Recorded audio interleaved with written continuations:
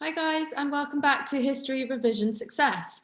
So today we're going to continue exploring the key causes of the hyperinflation crisis. And so far, last lesson, we looked at two of them, which are to do with the policies of the German governments. And today, what we'll look at is actually the impact of external factors, including reparations and the involvement of foreign governments as well. So as I mentioned last time, one driving force behind the Weimar policy was the hope that continuing economic problems would reinforce the argument that Germany could no longer pay reparations. Thereby, this would influence Allied governments to lower the level of their demands. Yet the reparations terms of the treaty had an impact in itself, and I think the issue should be seen as only a contributory factor to the inflation crisis, as it was certainly not a primary cause, yet it's still worthy of discussion nonetheless. So, as I've mentioned before, Germany had to pay reparations in cash and goods, but the Versailles terms hadn't actually fixed the actual amount. And that's where we get the saying, the blank check from. A reparations commission was set up to determine the scale of damage caused by German armed forces in Allied countries. And the commission's report concluded that Germany should pay 132 billion gold marks or 6.6 billion pounds in annual installments. When the report was presented to the German government in 1921 with an ultimatum to accept the terms within 6 days, it caused a political crisis in Germany. The cabinet of Fehrenbach resigned in protest at what it considered to be excessively harsh terms and was replaced by another led by Chancellor Joseph Wirth. Now, Wirth was a teacher by profession, if I show you here.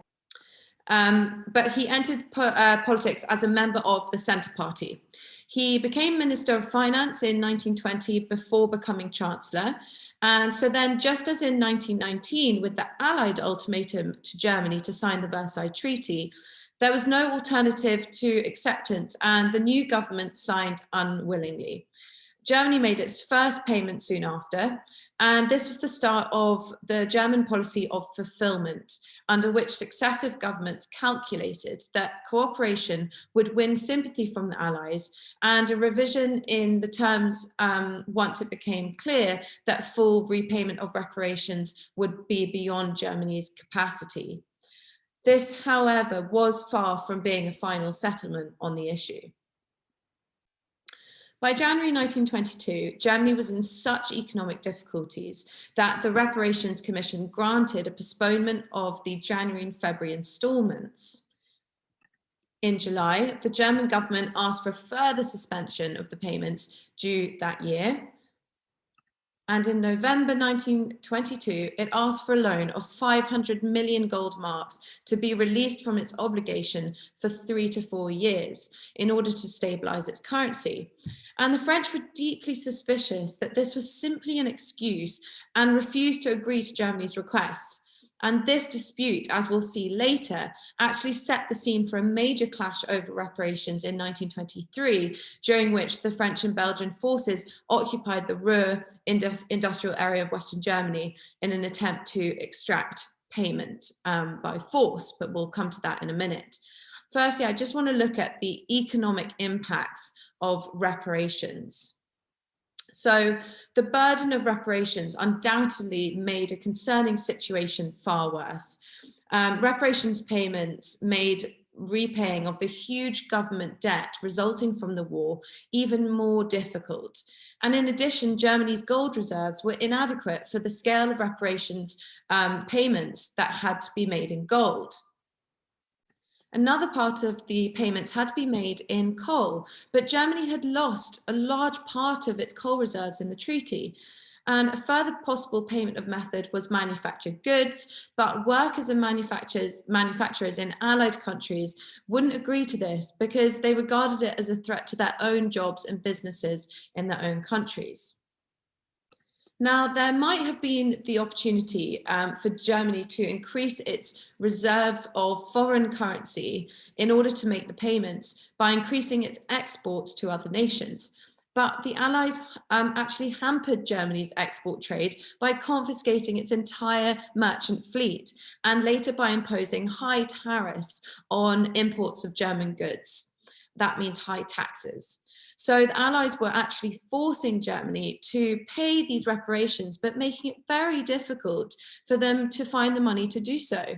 And the response of the German government was to print more money, and thereby making inflation even worse and making the value of the mark fall even further.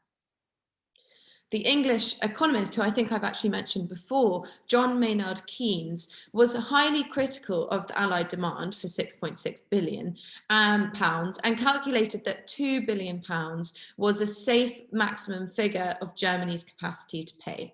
He predicted the burden of reparations would not only damage the German economy, but also actually the economies of Allied countries, because it would hamper economic recovery across the continent. However, the modern historian Puckett, from his book in 1991, has actually argued that the final figure was actually quite manageable for Germany, since it amounted to only 2% of its gross national product. His view is that the effects of reparations have been exaggerated. It is certainly the case that German governments in the immediate post-war years allowed inflation to spiral, since it suited their foreign policy objectives.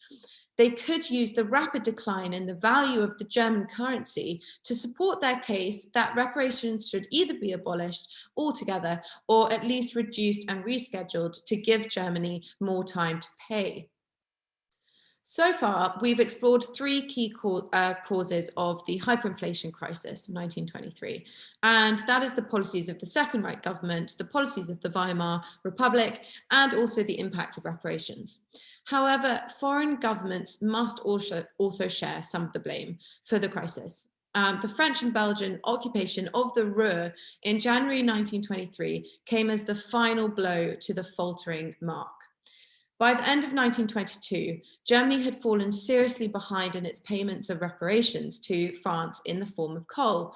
It had been allowed to postpone several installments of reparations in early 1922, and in July 1922, the German government made another request for a holiday from making payments.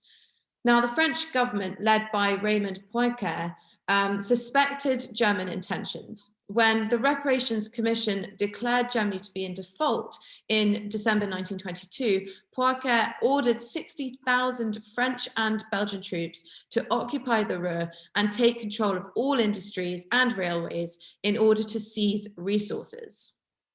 Now, just to give you a bit of context, the Ruhr was the industrial heartland, really, in Western Germany. And at the time, it generated 85% of German coal and had many large iron and steel works and engineering factories. And their aim from France and Belgium, their aim was to seize the area's coal, steel, and manufactured goods as reparations. These troops occupied the whole Ruhr area, and in the course of 1923, the numbers of occupying forces grew to 100,000 soldiers. They took control of all the mines, factories, steelworks, and railways, demanded food from the shops, and even set up machine gun posts in the streets. Now, the government of Chancellor Wilhelm Kuno knew that Germans couldn't fight back. That wasn't an option. The Versailles Treaty had reduced the size of the German army, and the Rhineland, of which the Ruhr was a part of, was demilitarized. It was not so much the invasion itself as it was the government's response to it that actually let loose hyperinflation. Because Kuno responded by stopping all reparation payments and ordering a policy of passive resistance, that no one should cooperate with the invaders.